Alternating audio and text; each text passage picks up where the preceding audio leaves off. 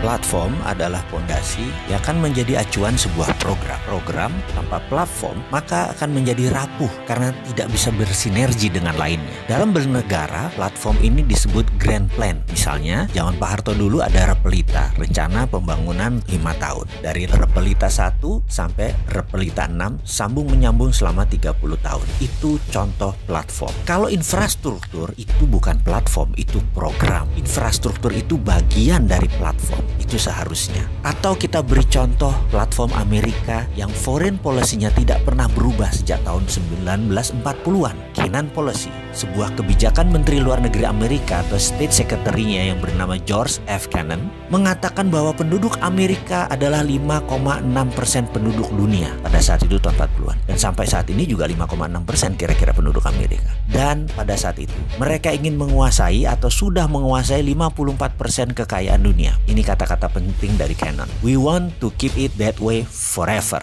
Hingga saat ini, sudah 70 tahun lebih kebijakan Amerika tersebut tidak pernah diubah. Secara perhitungan ekonomi, GDP Amerika saat ini menguasai 27%-an kekayaan dunia. Namun dari sisi swasta, kaum kapitalis Amerika, 40% kekayaan dunia dipegang mereka. Jadi kalau dijumlahkan swasta dan negaranya, GNP-nya, 54% kekayaan dunia saat ini masih dipegang Amerika. Itu adalah platform bernegara Amerika. Program infrastruktur Amerika dari 1940 sampai 1961, program satelit dan internet tahun 69 sampai 79, program manufaktur kimia, program obat-obatan farmasi, program penguasaan militer dunia, program IT, digital teknologi, program kendali pangan, dan program kendali energi adalah program-program yang Amerika jalankan untuk menunjang platform bernegara mereka. Satu, yaitu mereka ingin memegang mayoritas kekayaan dunia. World wealth 54% dikuasai dunia dan harus tetap dikuasai, dan itulah kebijakan mereka bermuara dari sana sampai saat ini. Kuncinya ada kata-kata we want to keep it that way forever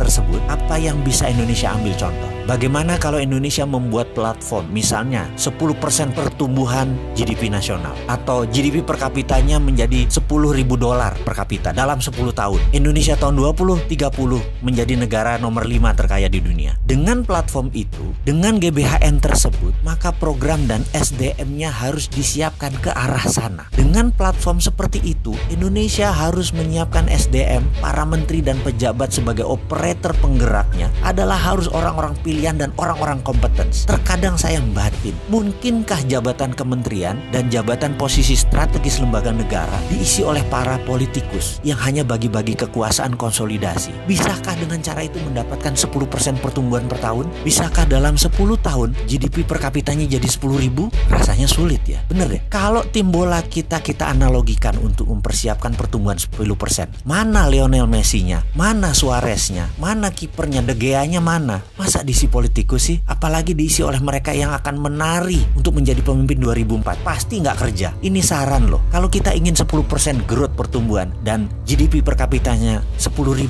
ya harus ahlinya yang dipasang agar kita bisa menjadi negara berdaulat lebih cepat. Selamat berjuang manusia terbaik Indonesia. Salam NKRI garis lurus.